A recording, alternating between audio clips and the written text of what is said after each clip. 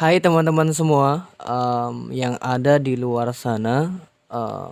Di kesempatan kali ini gue pengen ngebahas kasus yang mengenai pelecehan seksual gitu ya. Karena eee, di minggu-minggu ini atau di beberapa hari ini ya gue melihat di media sosial atau gue melihat podcast-podcast, ya beberapa lah tokoh-tokoh yang membicarakan tentang kasus pelecehan seksual. Baik itu dilakukan oleh orang yang terkenal maupun yang tidak terkenal gitu ya. Dan kasusnya pun ya kebanyakan dialami oleh wanita gitu. Tapi ada juga loh yang terjadi kepada pria gitu ya, bukan hanya kepada wanita. Cuman kebanyakan memang terjadi kepada wanita gitu. Harus kita garis bawahi dulu bahwasannya pelaku pelecehan seksual itu harus dihukum dan tindakannya itu nggak baik dan nggak boleh dilakukan gitu.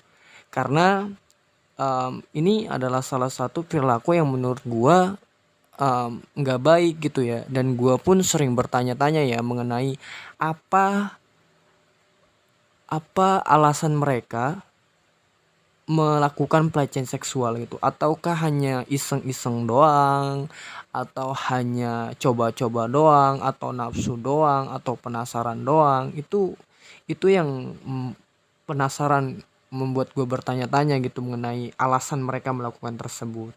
Tapi ya kita bisa melihat fakta dan kenyataan sampai saat ini pun masih banyak terjadi kasus pelecehan seksual di luar sana. Baik itu di sekitar kita, orang-orang terdekat kita, mungkin mereka pernah mengalami pelecehan seksual namun tidak pernah membicarakan atau menceritakan karena banyak pertimbangan-pertimbangan atau banyak ketakutan-ketakutan yang dialami oleh mereka, atau trauma mental mereka turun karena mengalami pelecehan seksual gitu ya.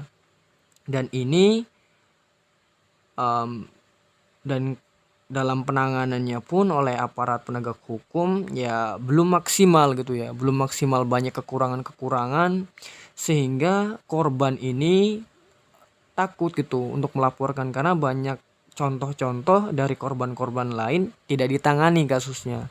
Wadahnya memang ada, cuman belum maksimal gitu. Lagi-lagi gitu loh.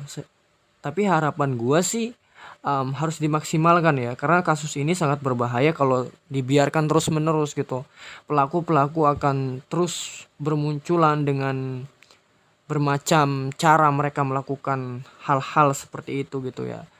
Mungkin kalian berpikiran bahwasanya pelecehan seksual itu hanya ketika pelaku menyentuh fisik mereka atau menyentuh payudara mereka atau menyentuh kelamin seorang wanita. Mungkin itu menurut kalian. Cuman lewat lisan, omongan pun bisa dikatakan itu salah satu pelecehan seksual. Misalnya nih di tongkrongan, gue belum nyobain dia dong. Dia tuh harus dicobain dulu gini-gini bla bla bla. Banyak lah kata-kata mungkin kalian pernah dengar di tongkrongan gitu.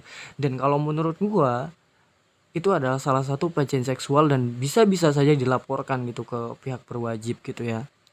Dan kenapa gue pengen ngebahas ini tentang kasus ini, dan gue memang nggak berkompeten dalam membahas kasus ini. Cuman gue prihatin gitu loh kalau seandainya kasus ini dibiarkan saja dan tidak dibicarakan oleh kita semua gitu. Karena ini bahaya banget gitu loh. Kita yang ada di sekeliling jarang membicarakan kasus ini. Cuman kita melihat di berita, di media, kasus-kasus seperti ini sering terjadi di lingkungan kita. Jadi gua berharap sih ya, tindakan-tindakan tindakan-tindakan bodoh ini segera dihilangkan gitu dari lingkungan kita, dari negara kita khususnya. Karena kalau nggak dibiarkan ini sangat berbahaya gitu. Dan jelas gitu, harus dijelaskan hukuman bagi orang-orang yang melakukan pelecehan seksual gitu ya. Harus jelas hukumannya gitu.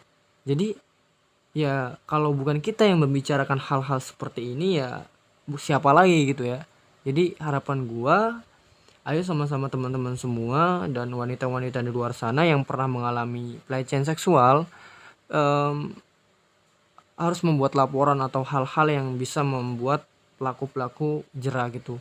Memang sudah banyak contoh bahwasannya ketika kalian banyak korban yang melaporkan ke polisi, banyak yang tidak ditangani gitu ya. Setelah viral di media sosial baru ditangani gitu ya. Gue harap sih penanganannya lebih bagus lagi. Tuh teman-teman, mungkin segini doang. Bye bye.